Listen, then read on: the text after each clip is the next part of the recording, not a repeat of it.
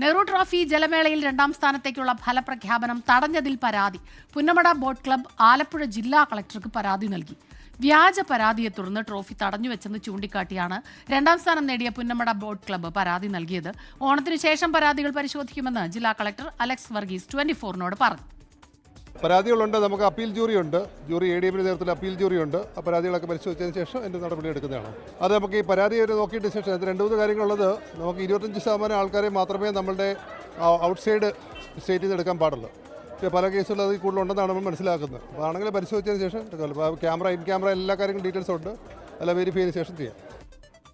അശ്വിൻ പാലാഴി ചേരുന്നുണ്ട് ആലപ്പുഴയിൽ നിന്ന് വിവരങ്ങളുമായി. അശ്വിൻ, ഈ പരാതിക്ക് അടിസ്ഥാനമായത് മറ്റ് ജില്ലകളിൽ നിന്ന് കൂടുതൽ പേരെ എടുത്തു എന്നുള്ളതാണോ? എന്താണ് ഇനിയിപ്പോൾ അതെന്താണ് പരിഹാരമാകുന്നത്? സ്മിത, ആദ്യം ഈ സംഭവമായി നെഹ്റു ട്രോഫി വള്ളങ്ങളുമായി പരാതി നൽകിയത് 3ാം സ്ഥാനത്തെത്തിയ പള്ളാത്തുരുത്തി ബോട്ട് ക്ലബ്ബാണ്. മറ്റ് ചില ക്ലബ്ബുകൾക്കെതിരെയായിരുന്നു പരാതി. അവർ അനധികൃതമായി നിയമവിരുദ്ധമായി ചില ആളുകളെ, അതായത് ഇതര സംസ്ഥാന തൊഴിലാളികളെ ഈ വള്ളങ്ങളിൽ തിരികെ കയറ്റി എന്നുള്ളതായിരുന്നു പരാതി. 25% മാത്രമാണ്, ആകെ തൊഴിലാളികളുടെ 25% മാത്രമാണ് ഇതര സംസ്ഥാനത്തുള്ള ആളുകളെ വള്ളങ്ങളിൽ തുഴയാൻ നിയോഗിക്കാനുള്ള അനുമതിയുള്ളൂ. അതിന് പുറത്ത് ചില കാര്യങ്ങൾ ചെയ്തു എന്നുള്ള ആരോപണത്തിന്റെ ഈ പരാതി 2ാം സ്ഥാനം മുതലുള്ള സമ്മാനങ്ങൾ പ്രഖ്യാപിക്കാതെ 1ാം സ്ഥാനം മാത്രം പ്രഖ്യാപിച്ചത്. ഇതിനെതിരെയാണ് ഇപ്പോൾ 2ാം സ്ഥാനത്തെത്തിയ പുന്നമട ബോട്ട് ക്ലബിന്റെ പരാതി.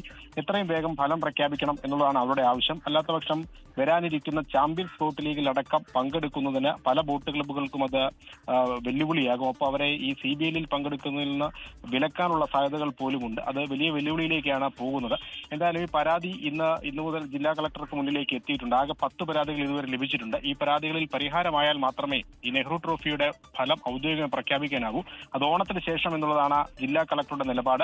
എന്തായാലും അത് അധികം വൈകുന്നത് നേരത്തെ സൂചിപ്പിച്ചതുപോലെ CBL നടത്തിപ്പിനുമൊപ്പം ഈ വള്ളങ്ങൾക്കുള്ള ബോണസ് തുക ലക്ഷങ്ങൾ കിട്ടാനുണ്ട്. അത് കിട്ടുന്നതിനുമൊക്കെ വെല്ലുവിളിയാകും. എന്തായാലും അടിയന്തരമായി തന്നെ പരാതികൾ പരിഹരിക്കണമെന്നുള്ളതാണ് ബോട്ട് ക്ലബ്ബുകളുടെ ആവശ്യം. ശരി, അശ്വിൻ പാലാഴിയാണ് ആലപ്പുഴയിൽ നിന്ന് വിവരങ്ങളുമായി നമുക്കൊപ്പം ചേർന്നത്. ലോകത്തെവിടെയായാലും ഏത് സമയത്തും 24 വാർത്തകളും ഓഗ്മെന്റഡ് റിയാലിറ്റി പാക്കേജുകളും എക്സ്പ്ലെയിനറുകളും വിശദമായി കാണാൻ ഞങ്ങളുടെ YouTube ചാനൽ നിങ്ങൾക്ക് സബ്സ്ക്രൈബ് ചെയ്യാം.